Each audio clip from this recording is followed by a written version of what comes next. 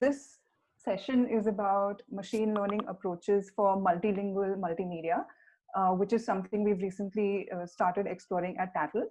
And we call it multimodal ML, which is not just a convenient way of referring to this tongue twister. It's like an actual technical field that this work falls into. So this presentation is about the multimodal ML pipeline that we're building at Tattle, and the reasons why we're building this pipeline and the processes involved, and other aspects of it. So this is about the why. So why does Tattle need multimodal ML? So I guess almost all of you know this, but in case anybody doesn't, so Tattle is archiving content from chat apps and social media, specifically, ShareChat and WhatsApp and other similar sources. And so we are constantly collecting a lot of different types of content, and we found, and plus research has also shown, that communication on chat apps and social media spreads via multiple modalities. So there's text, image, video, audio, etc. Sometimes these may be all contained in one piece of media, like the examples you see on the screen. Or then they could be like paired pieces of media where you have like an image with an accompanying caption, which is sent along as a separate text message, and so on. So the examples you see in front of you are from our data set. So two of these are misinformation, or at least potential misinformation. So we are not too sticky about whether something is actually true or false. Like, we are not doing the fact checking, but we want to flag any content that could be misinformation. So the first two definitely fall into that category. So the first one says basically it's like an image which later it was discovered through fact checks that this was some artistic recreation from somewhere of people just lying on the street for some purpose. But then this image was passed around a lot and it went viral, saying that this is how people are dying like flies in Italy because of the coronavirus. The second image is something about Kim Jong-un and something about him shooting COVID patients at site, which is not something that, I mean, even if it were true, this is like a bold claim that's being made, which could be fake news. So that's another reason why this image is significant. The third one is a completely innocuous image, which one often sees these kind of images on in WhatsApp forwards, on family groups and other places. And what is common to all of these is that they are images with text overlaid on them, which is not English text. So I mean, these are like almost all Hindi, maybe with the exception of some logos. But this is like a sort of a small representation of the sort of data that we are dealing with. Yeah.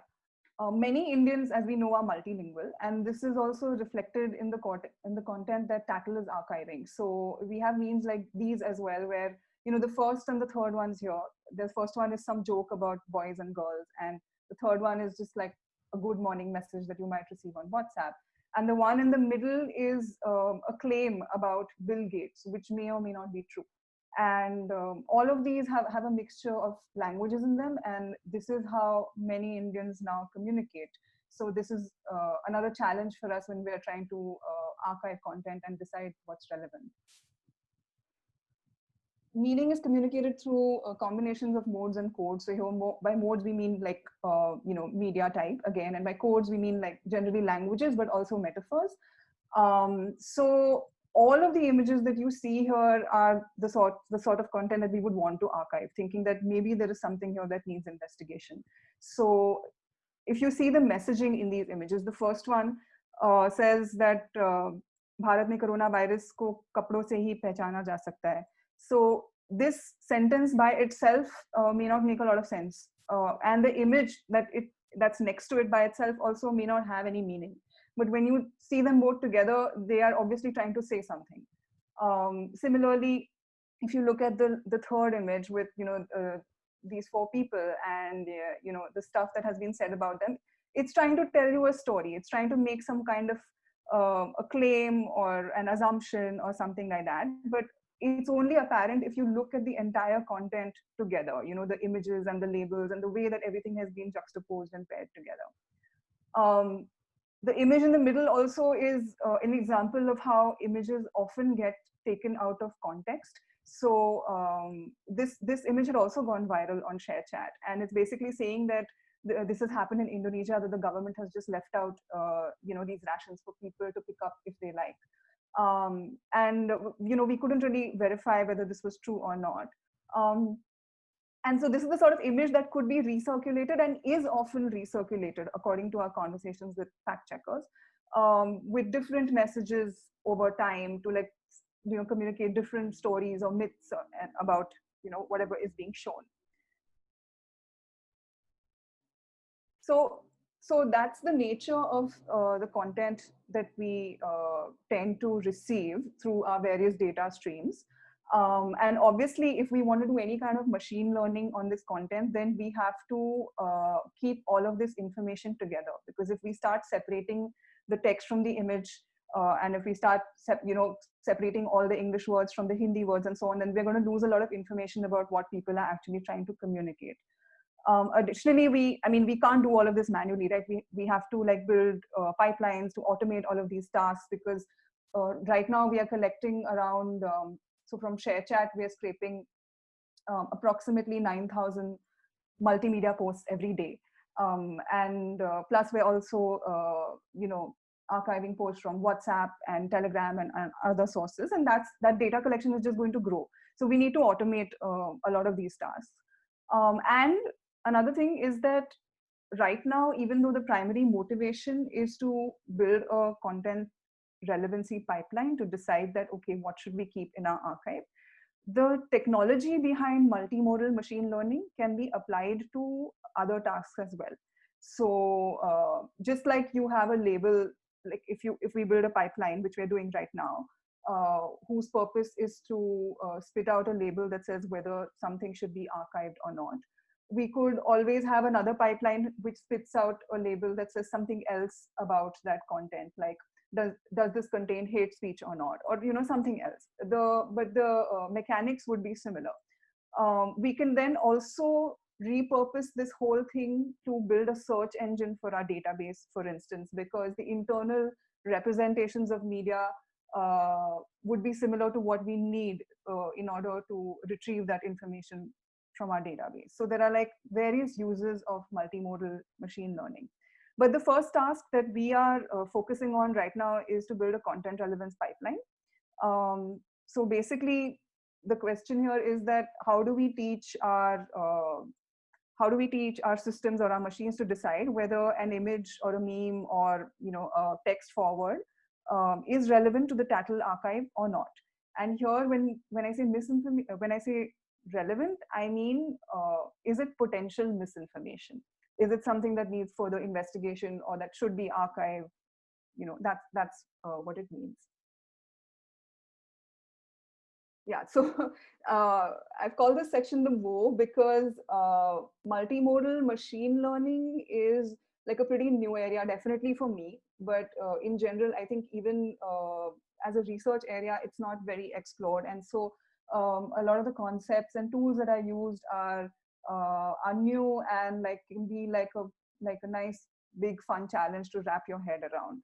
So because it's a less explored area, so these are some of the challenges that we've been dealing with in this process. So because it's a less explored area, there are very few implementation examples. So generally, if you just want to look up an example of how to build a vanilla neural network or how to do logistic regression or anything like that, you will find tons and tons of examples online.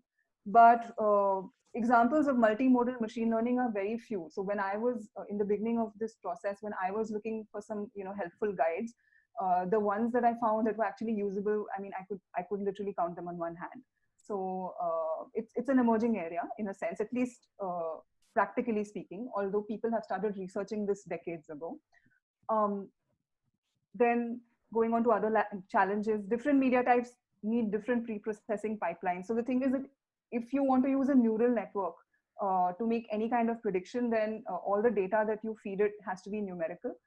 And then when your data is actually in the form of these memes and text and so on, you obviously have to do a lot of pre-processing to make them ready for the model. And those steps are different for different media types. It's different for images, it's different for videos, it's different for text.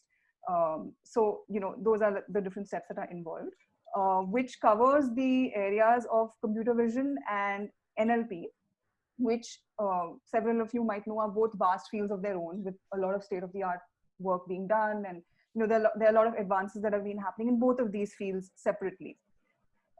Having said that, the available NLP resources for Indian languages are limited. So what do I mean by resources? So there is a concept that I will get to later in this presentation, which is called word embeddings. But for now, I'll just say that you need some pre-trained data in order to build an effective language classifier. And that pre-trained data is quite plentiful in English. I mean, it's available, it's open source, but it's quite limited for Indian languages, because the people who build these tools don't have access to a lot of regional language texts to actually train those tools on. So that's one challenge. Another one is that, the images that we do archive, I mean, you saw some examples before these, and they were actually, cherry picked because they were telling some very clear stories. But a lot of the content that we archive is like extremely noisy and messy, and even humans have a hard time categorizing them. So if anyone, apart from Tarunma from the Tattle team is on the call, they will know, but the others wouldn't, that we are currently doing an annotation exercise where we are annotating 5,000 data samples that we have scraped from ShareChat. And it has been really hard to arrive at agreement between us, between the members of the Tattle team, about whether something is relevant or not. Because there's so much noise and there's so many mixed signals and messages in all of this media. So eventually we did refine our methodology, and now we've reached a higher level of agreement, which we've quantified. But it's pretty complicated. So anything that even, any kind of classification that even humans find hard to do is obviously going to be difficult to teach a machine to do. So that's another challenge. Then there are a couple of other things. So because it involves all of these challenges, so the model that you actually build has to be extremely flexible. It requires a lot of customization. So you generally need to really, get in there and tinker around a lot with the model architecture. And for that, it's very difficult to do that in high-level libraries like Keras. So for those who don't know, Keras is basically a library in the programming language Python, which allows you to build neural networks. And it's a great starting point for anybody who's getting started with neural networks, because it makes it a little more straightforward and easy to understand what's going on. But for this pipeline that we're building, Keras was not enough for the kind of customization that we need to do. So we are using PyTorch, which allows more flexibility, but it also has a steeper learning curve, and it has fewer examples, and it involves more coding. Finally, and this is something that applies to anything that involves neural networks, not just multimodal machine learning, is that neural networks have low interpretability. So if you use a method like a decision tree or even linear regression to predict something, it's relatively straightforward to then pinpoint which aspect of your input was most responsible for that prediction. But with neural networks, that's not so easy to do. There are a few techniques that let you, maybe provide some insights, but it's definitely not straightforward. Yeah, so now we'll get into exactly how we're doing this. Okay, so first I'll talk about this in a nutshell and then go into the details of each step. So this multimodal pipeline that we're building for content relevance, and possibly any other similar pipeline that we build, it works like this. That first you have to load all of the data carefully. And I say carefully because, like I said, the data can be in bits and pieces. There can be an image, then along with the image, there can be associated text. And then there's also a label, which is like, in this case, it would be a binary label, or like, is this misinformation or is this not misinformation? So you have to load all of that data carefully and make sure it stays in one place. Then you have to pre-process all of this data, depending on what the data types are. You'll have like different steps for that. Then you pass the pre-processed images through some neural network layers, and you pass the pre-processed text through some other neural network layers. And then the outputs of those two are fused together. to create a joint representation of the text and the corresponding image for that text. And that fused representation is passed through one final neural network layer. And from there, you can get a prediction of, positive, negative, is it misinformation, not misinformation, whatever it is that you want. So the first step is data loading. Honestly, I couldn't find a better graphic for this. So I just put a code screenshot. Sorry about that.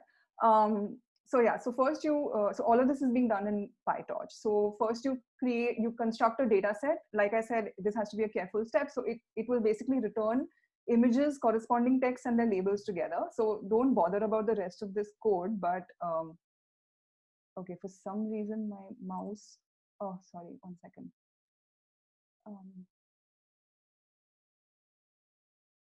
Okay, I don't know why I'm not able to actually bring my pointer. Can you see my pointer on the screen? No, we can't. Okay, sorry about that. I don't know why that's happening.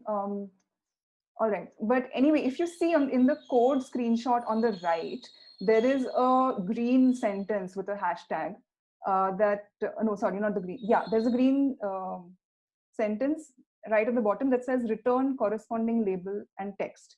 And the last line of that function is return image vector, label, and text. So that is the purpose of this step. That basically for each data sample, you get all this information together. And that's how it will be loaded into the model. After creating this data set, PyTorch has a very handy class called a data loader that allows you to iteratively load data during the model training so that you don't have to load all of these images into memory at once. So that's what I was doing right in the beginning before I tried using the data loader and my system kept crashing because there were so many images. But this data loader is really handy because it lets you do this. Okay, so this was data loading. Then for pre-processing, there are two divergent pipelines. One is for images and one is for text. So this is the one for images.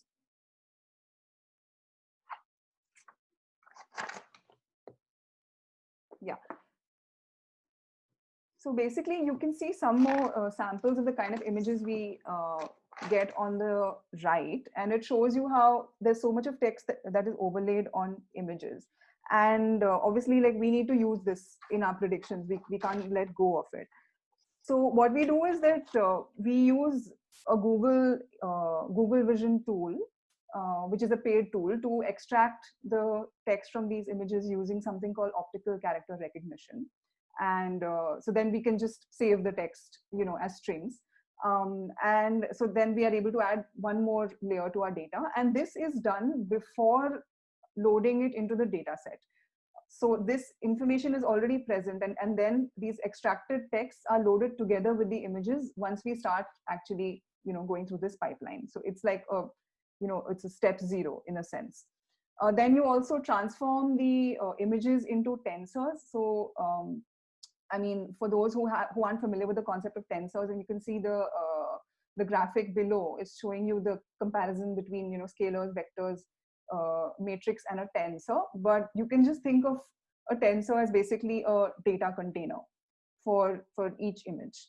That's what it is. So it loads the images and the text from the images, and it transforms the images into tensors, which can then be fed to the model.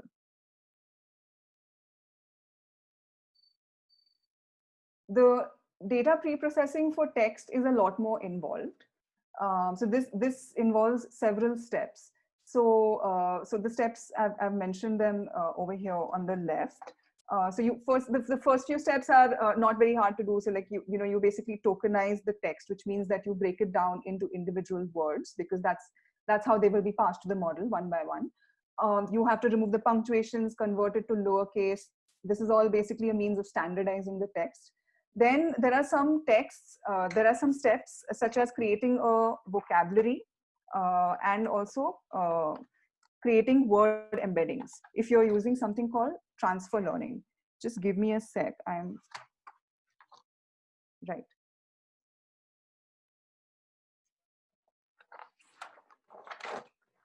Yeah. So yeah, the first three steps, as I said, are pretty straightforward. The first two steps, like you remove punctuations, etc. You can use something called regular expressions for this. The last the last one is not a step, it's an example. Create vocabulary with indices and map the indices to pre-trained word vectors. So let me explain what this means. So this is actually one of my favorite concepts in data science. The idea behind this whole thing is that you can do math with words. So word embedding is a technique that it basically converts individual words into vectors. In case you're not familiar with vectors, you can just think of them as a list of numbers, which can be projected into a multi-dimensional space. So you see this example on the right where you have like this vector space with these points: man, woman, king, and queen. So those points are actually words. They are words being represented in vector space. So what happens is that after this embedding, the distance or the closeness between the word vectors becomes a good indicator of the semantic similarity or dissimilarity between those words. So, so this example on the left, if you look at the bullet points, the last bullet point, it's king plus woman minus man is equal to queen. This is actually taken from the figure you have on the right. So you have king, queen, man, and woman in vector space, and you also have this text above, which says woman minus man is equal to queen minus king. So that is the distance. The distance between the man vector and the woman vector is equal to the distance between the king vector and the queen vector. And you can actually do math with these to grasp the relationships between all of these entities. So this works very well for gender, especially these word embeddings. It also works equally well for geography. So instead of man, woman, king, queen, you could have like you could have France, Paris, and England, London, and you would see a similar relationship. So that's the fascinating property of word embeddings, basically, that you know, they are good indicators of the semantic distance between words. So we use, so the training, actually creating these word embeddings is a long process. So we don't do that ourselves. So there are many pre-trained word embeddings that are available that have been trained on very large corpuses of text, such as Wikipedia. So we use one of those. Basically, we just, and that whole process of using existing pre-trained you know, word embeddings or any other pre-prepared training data, that's called transfer learning in machine learning. So that is basically the data pre-processing process for text. So now we've covered the data pre-processing for images, where images were transformed into tensors and words were transformed into vectors. And here, okay, there is something I'm not mentioning here. Actually, words are also transformed into sequences, and that's how they are fed to the neural network. But that's an intricacy that I won't get into right now. Yeah. So then after you have done the pre-processing, then what is done is that you, like I said in the nutshell slide, what you have to do is that individually pass the images through some neural network layers and individually pass the text through some neural network layers.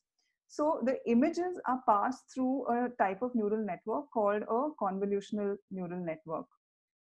These are particularly well suited to image classification tasks because they are able to reduce images into a form which is easier for the network to process without losing the key features of the images. So the actually, one second. Okay, great. Now you guys can see my cursor, right? Yeah. Okay, all right. So the images on the right basically provide glimpses of how CNNs work. So over here, you see that there is an input image, right? And this is the classification task. So let's say this network has been given the task to predict whether this image is a cat or not. And fortunately, it's the same task in both the sample images that I got. So what the first thing that happens is that this image is transformed into a tensor, and then it's passed to this model. So it enters something called a convolution layer, And in the convolution layer, you have this thing, if you can see my cursor. So this green thing, it's called a filter or a kernel. And it basically moves along an image like this. And every time it moves along, it does some math. It does some matrix multiplication with each portion of the image and the pixels in them. So it does this and it generates a feature map of this image, which is like a representation of the important features in this image. So the purpose of this is called the convolution. The purpose of this is to extract prominent features like, so you have like edges, borders, highlight areas, colors. So these are like the top level features of an image. So the purpose is to extract those kind of images generally, the first convolution layer. After a convolution layer, you have something called a pooling layer, where basically say this is your feature map, and then, sorry, this is your feature map, the orange one. And then this pooling layer is just picking out the most, either the most important value or the average value. So there is max pooling and average pooling. So in max pooling, you'll have like the max value of each of these grids will go here. So like for this particular one, it's 2. So here you have a 2. And that's how the size of the features is reduced further. And once all of these steps are performed, there is something called a fully connected layer inside the neural network. And that produces this output, a classification or a prediction of whether this is a cat or not. So in a nutshell, that's what a convolutional neural network is. And so this entire part of the network, which involves these operations, the convolution and the pooling and the feature reduction and so on, that is like the feature extraction part. And then the last part where you have a fully connected neural network layer as well as the classifier, that is called the classifier part. I mean, these are not formal names, but like, you know, it's just something that makes sense. Kritika, could we just pause here and take questions? Yeah, sure. So Mayank was asking, is it translation an option, or is the issue the context? Mayank, if you want to just explain that question further, please go ahead. Yeah. Okay. Yeah. Anyway, so Kritika, do you want to give it a try? I think. I think. Okay, go ahead. Go ahead. Yeah. I think he had asked this question when you had explained about the challenges, and you had mentioned that in Indian languages there aren't many, existing model trainers. I mean, there aren't any existing model trainers for Indian languages. So I think his question was, can we not translate and use the English versions of those model trainers? Right, right. So there are a couple of reasons for that. Firstly, the translations are never perfect. You know, there's always something that's lost. Secondly, we want to be able to, we want to be able to understand, or rather we want the model to be able to understand different languages as well. So because we are dealing with so much multilingual data and I mean, we, like our whole, the communities that we want to work with would also be multilingual communities. We also want to work with the source languages to see, you know, what can be learned from there. But translation, and by that, I guess you mean that before doing any of this, just translate everything into English and then, you know, do this whole thing just for the English text. That is definitely an option. In terms of the actual performance, I mean, accuracy and so on, we haven't done a comparison yet. It's something that we might do later, but right now we wanted to work with the original text. Kritika, is there any insight on, do the embeddings change, right? So for example, oh yes, the distance between like Raja Rani might be different from like a king and a queen, right? Just because of where they come together in a language. I'm glad you brought that up. I actually missed talking about something very important to this particular pipeline, which is the concept of aligned word embeddings. So basically, just like I explained what word embeddings are, and so if you're doing it for English, then all of your word vectors are projected into a particular vector space, and then you can do it again for English or for Hindi on a different corpus of text, and then all of your word vectors are projected into another vector space. But if you have Hindi plus English words in a piece of text, and you want to understand how they relate to each other, then obviously all of your word vectors need to be in the same vector space. Otherwise, you can't measure the distance between them, and therefore, I mean, there can be no semantic meaning or relationship over there. So there is a technique called alignment, where basically people have taken these bilingual word embeddings and they have done some matrix multiplications and decompositions to align them and bring them into the same vector space, and the results have been pretty good. So the embeddings that we are using for this particular pipeline, where we are currently focusing only on English and Hindi, they are aligned word embeddings released by FastText, which is, I mean, it's by Facebook AI Research. And so they managed to obtain, reasonable size corpuses for like many different languages. And they've done this. So that's what we're using. So although Tarunima, I haven't actually tried to calculate the distance between Raja and Rani, but I mean, Raja and Rani and King and Queen would be close to each other in this vector space. Okay, great. There's a second question, which is that how does one take into account the fact that words also change meaning as we go along? So, for example, a word like gay. Mm-hmm.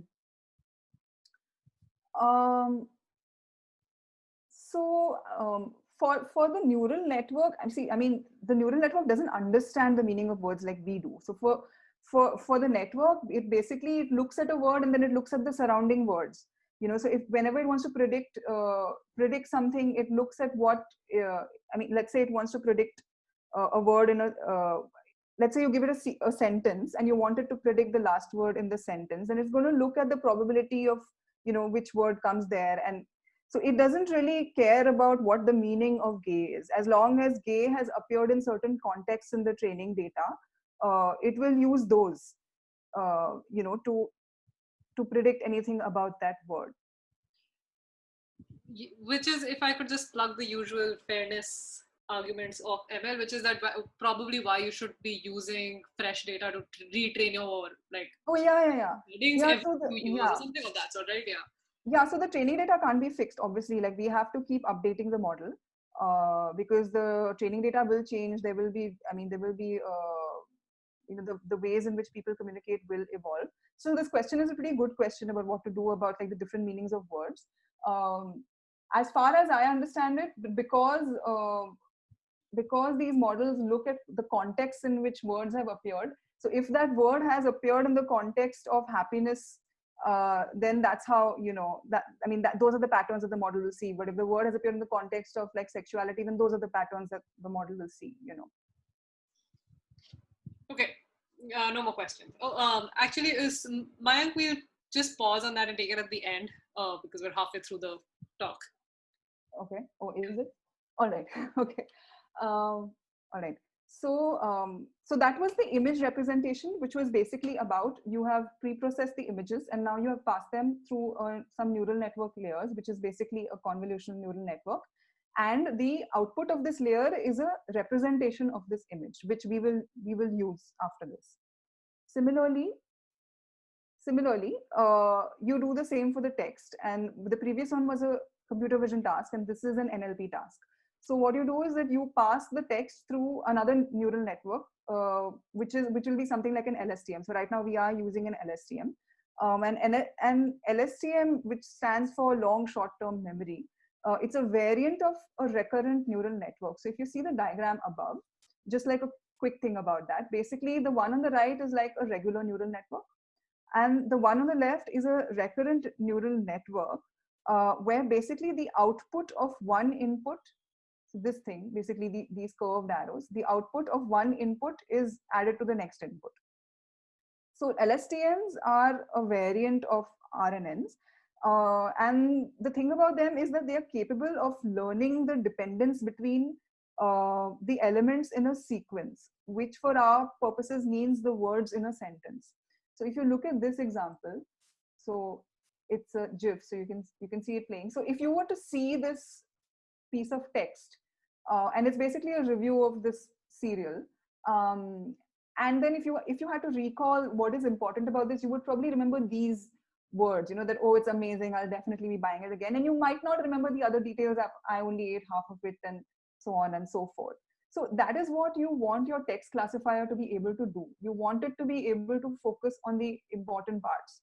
So this is how an LSTM, how input goes into an LSTM. So each word which has been transformed into a vector via the word embedding process is fed one at a time into, into the network. So LSTMs have certain properties which make them pretty effective for this task of learning the dependence between words in a sentence.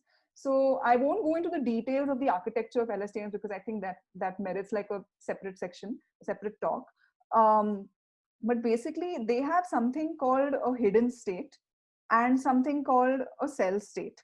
So the hidden state carries information from one step to the next. So like from one input to the next input, one word input to the next word input, it carries information. Whereas the cell state keeps only the relevant information. So basically what happens is that this LSTMs are able, they have a memory. The cell state is like the memory of the network, and it's able to remember what information was relevant from the previous steps in this sequence, and then carry that forward till the end, and then make a prediction.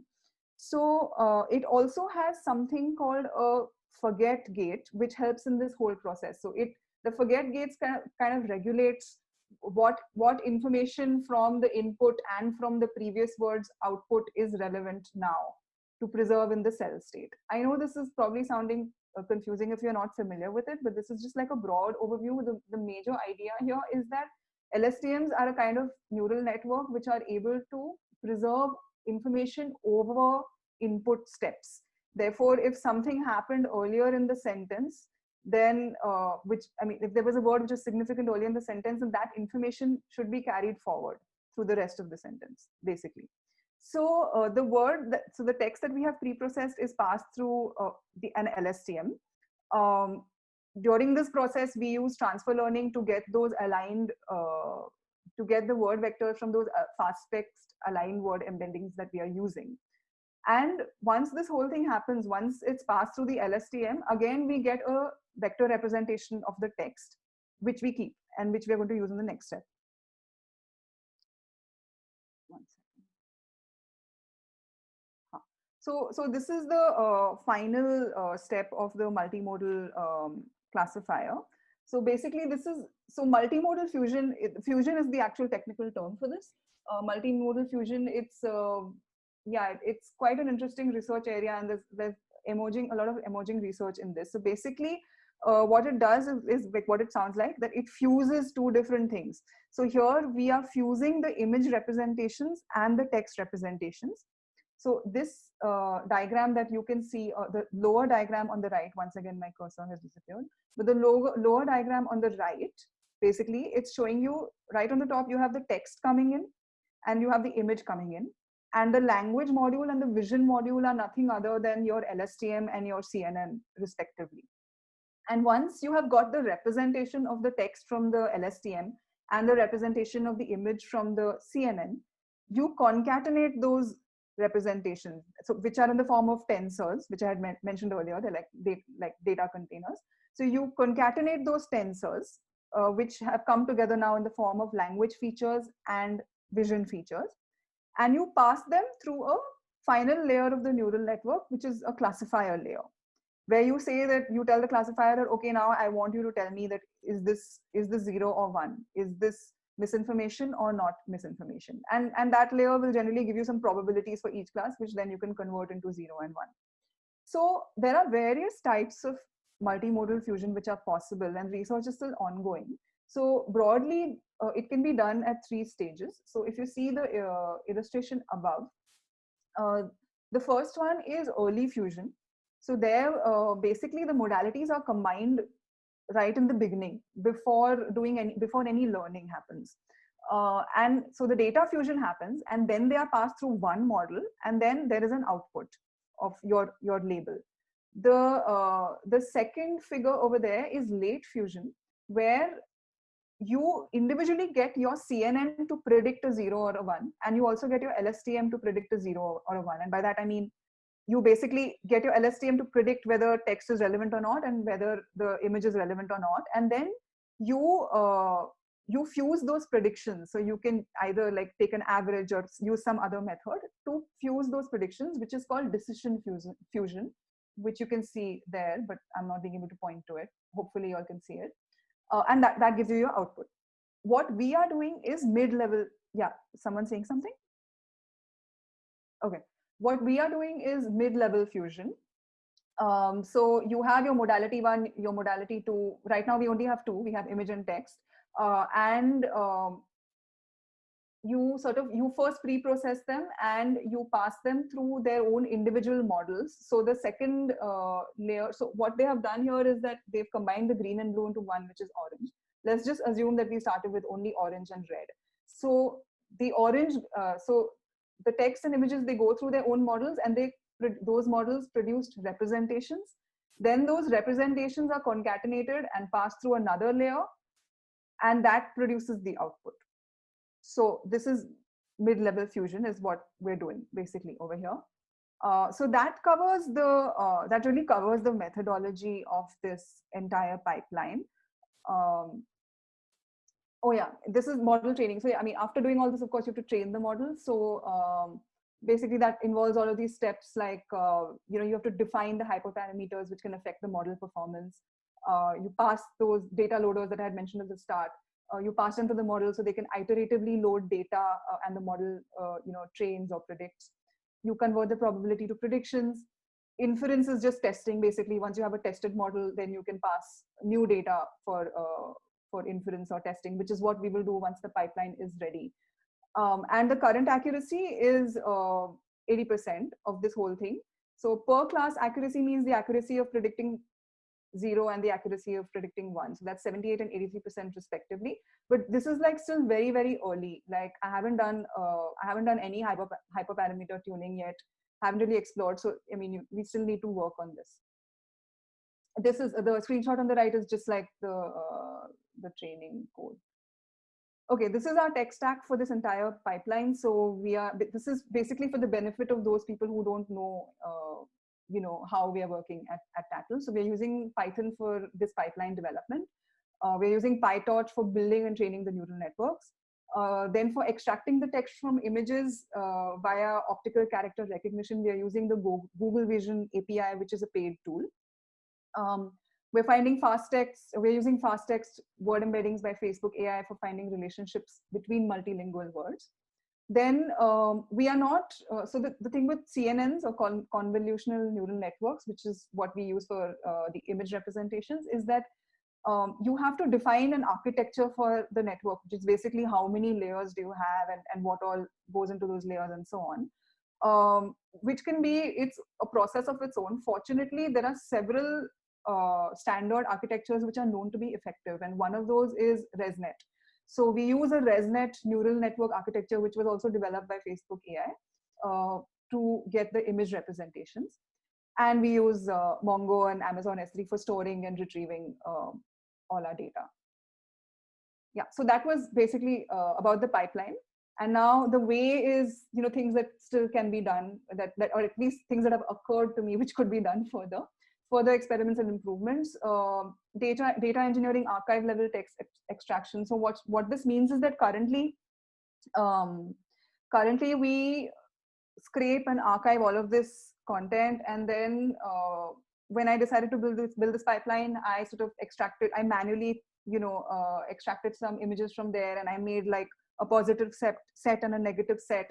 And then I sent requests to the Google API to actually extract the text for each of these images and so on. But this is not efficient at all for multiple reasons. So we need to build this text extraction into our archiving process, so that anytime an image comes in, the text for the image will automatically be extracted and added to the image record in our Mongo database. So that anytime we want to either do machine learning or any kind of analytics on that text, it is readily available. We also need to obviously work on the model accuracy. So hyperparameter tuning is one thing. Another thing is, of course, to use more powerful models like transformers, which we haven't gotten to yet, which I also won't talk about right now, because one of our machine learning talks in the coming weeks is going to be about transformers. Scope, so right now the pipeline is, it applies only to images which contain text in either Hindi, in Hindi basically. So this is like, so when we, so this, we're testing this with ShareChat data, and when we scrape ShareChat data, we are also able to save the language of the post. So we have only taken the Hindi post right now. But eventually, obviously, we want to widen this net. We want to include more languages. We want to integrate videos. Integrating videos has a process of its own, because first you have to figure out how to represent those videos, because, you know, most probably we'll extract keyframes from the video so that they become like image representations, but we haven't really gotten to that yet. R&D, so there are like some more concepts which I haven't explored, which I haven't even started researching, to be honest. So like I was saying, you can project text into a vector space to find out the relationships between words. People are also doing some work in projecting images and text, image vectors and text vectors into the same vector space. So that's like a whole new area, which could possibly, bring some improvements, or I don't know actually what even lies there, but that's definitely an area to explore. Then train on more data sets. So right now we are just training on the data that we have, and then we are going to, after building the model, we are going to apply the model to the data, that the new data that we get. But it's possible to train on some more data sets of similar content. Like Facebook has a public data set that they've released of hate speech images, which are like memes actually. Then there's a researcher we know who has released a data set of images around the Indian elections that were shared on WhatsApp groups. So if we train our models, if we fine tune them on these kind of data sets, then we might achieve better performance. Like the model will learn more relevant patterns, perhaps. Yeah, so that was it. And I think I should also show this one slide, because I didn't, you know, a lot of the helpful images and diagrams were from different sources on the internet. So these are just the sources. So yeah, that was the talk. If anybody has any questions? Yes, there are actually a couple of them. So one question is, would the forget gate be compared to limited storage in the short-term memory vis-a-vis long-term memory in the human brain, which drops away information if it is either not used enough or not embedded well? No, sorry, could you repeat that? Actually, I don't fully understand this question. Kritika, you might want to read it, but also... yeah, let me try and open the chat. Yeah. Or maybe... maybe... you know, Devika, if you've written the question, can you please explain it? That might be easier. Okay, so I'm just unmuting myself and I'm asking this question. I think there is a similarity. I work a lot with teachers, and we talk a lot about the brain, the human brain. So I was seeing the similarity about the forgetfulness curve that you talked about, the forgetting curve. When we talk about the short-term memory capacity of the brain and the long-term memory capacity of the brain. And I had heard her mentioning long-term memory somewhere.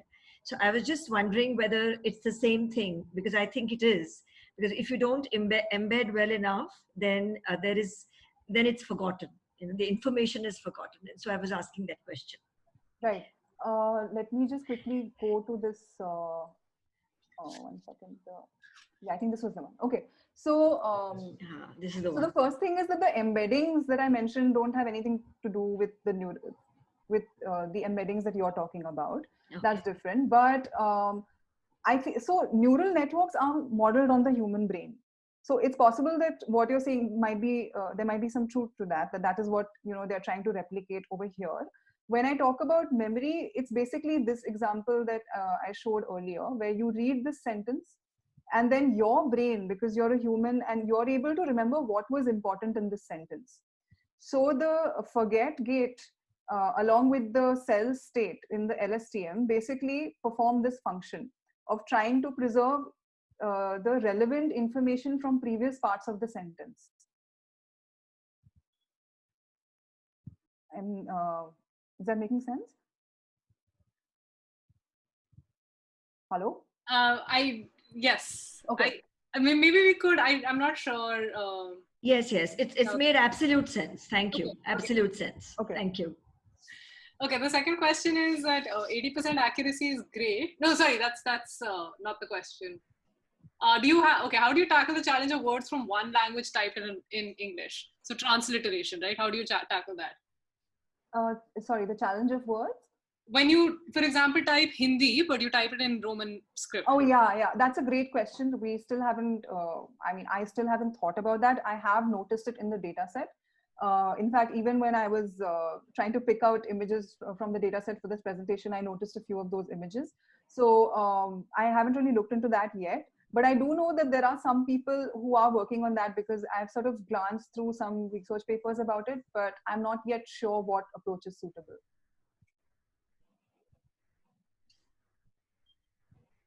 Okay, those were the two questions. I think there was some discussion about, okay, there's a question.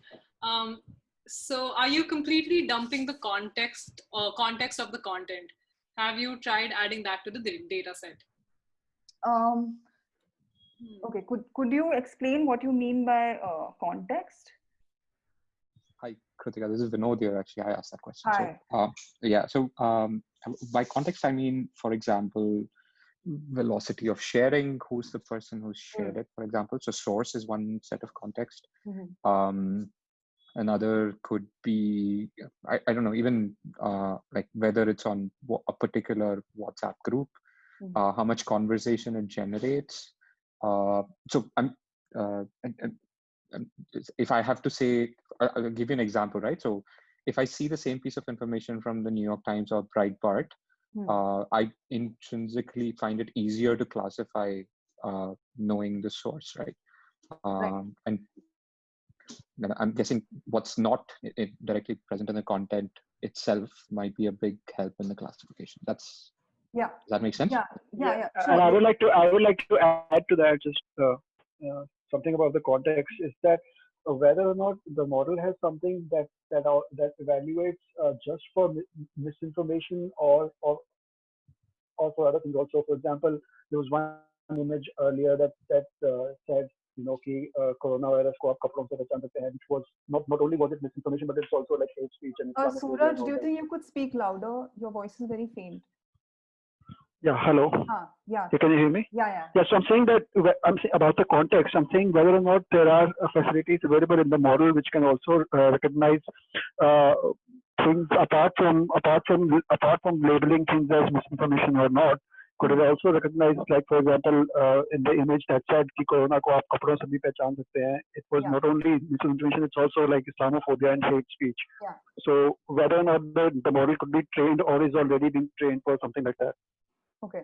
So, all right, I'll take the first question first, Vinod's question. So we do not want to ignore the context. In fact, the context can be very effective in predicting something about a piece of media. There is the strongest reason why I've not been using that, although we are collecting those metrics whenever we scrape ShareChat. The strongest reason why I'm not using it is that we collect the information only at one point in time. We scrape it at one point in time, which may be when the post has just been posted. So we don't really know. At the time of posting, it may just have 0 likes and shares, but it may go viral later. So these are not reliable measures.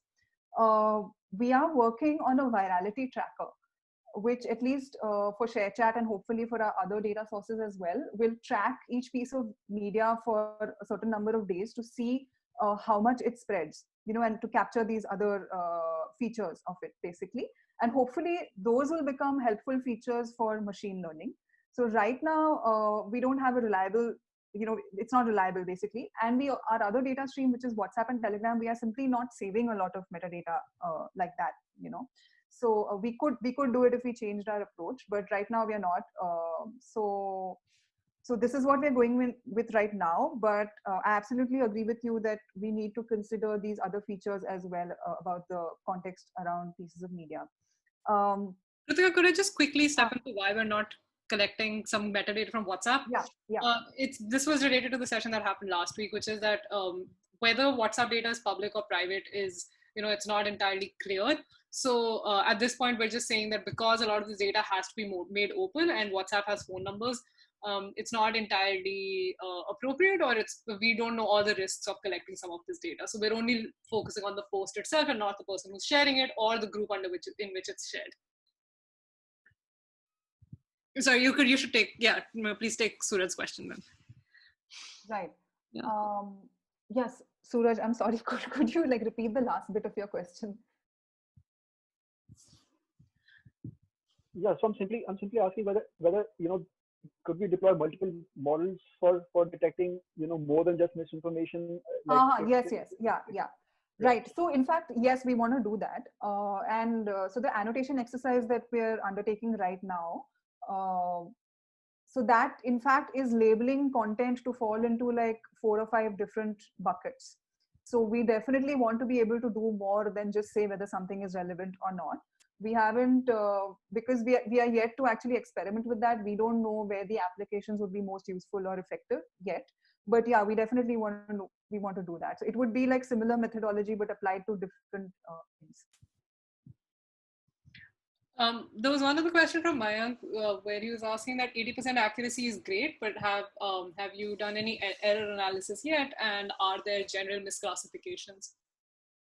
What are general misclassifications? I think Mayank will have to type it, but my sense is that what I understood of the question is that is there like a specific category of content for which the predictions fail? So is it like a systematic error? Yeah. Right. You mean like your sensitivity versus specificity and true positives, false positives. Is that what you mean? Yes, okay. but also like, I think the second half of the question is that is the error correlated with a certain type of content, right? Yeah. Right. Yeah, no. So I haven't done that deep error analysis yet. The reason for it is that I finished building the pipeline yesterday. So that is definitely something, I mean, all of the steps were in place, but I finished training the model yesterday.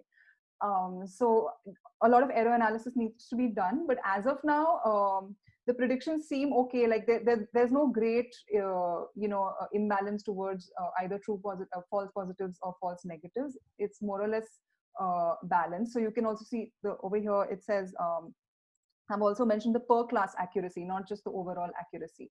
So but this is with a very small data set, I have to say, which was manually curated without any very thought out methodology.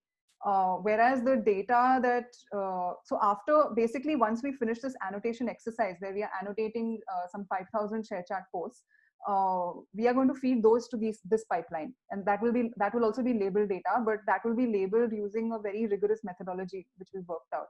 So I'm pretty sure the performance will be different. I don't know how different. So these numbers I've given you are just an estimate of the potential of this pipeline basically. Hi, I had 2 quick questions. One is you mentioned in the beginning that you are using PyTorch instead of Keras because you wanted to customize the architecture. I just wanted to check how does PyTorch compare against using NumPy directly? Like, do you see any? While you were giving your presentation, I figured things like data loader and stuff could be advantages of PyTorch, but could you tell us how that works? And the second question is, in the long short-term memory architecture that you described, that the image showed, there was this component called hyperbolic tangent that I'm not familiar with. Could you just mention maybe 1 or 2 lines about what that is? Okay, so those are basically those are the activation functions, right? So what they do is that they're squeezing values to fall within certain ranges. So I mean basically, you're saying?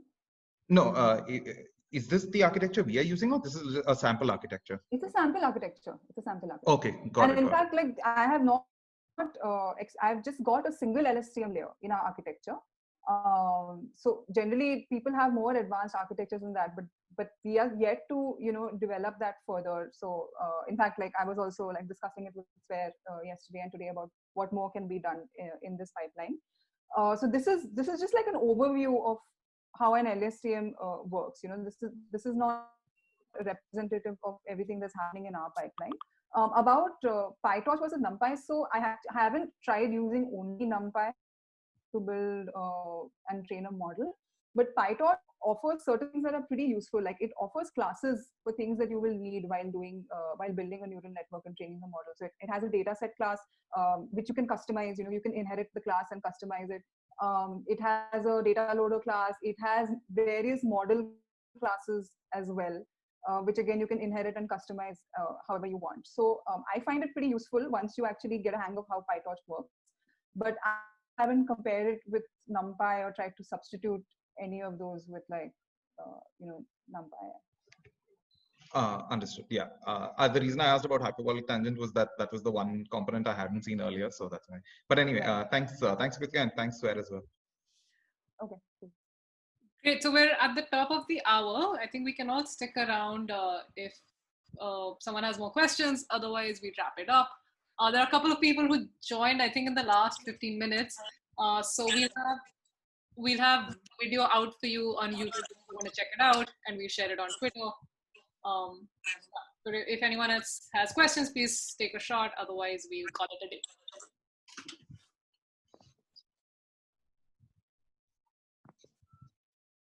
I guess not. Great. So thanks, Kritika. This was actually very useful for me as well. I think the GIFs were very explanatory too. So I actually understand the GIFs I just found online. There are some great resources for understanding LSTMs and CNNs. So if anyone's interested, they should check them out. Or maybe follow the links once you put up the presentation. Yes, that would be helpful. We are continuing machine learning next week too, and we shall be talking about GPT-2 and BERT is what I am told. So if people are interested, please be back next week. And with that, we should say good night and good morning to everyone. All right. Thanks a lot, everybody, for joining the session. Yeah. Thank you, Kritika. Okay. Bye-bye. Thanks everyone. Bye. Bye.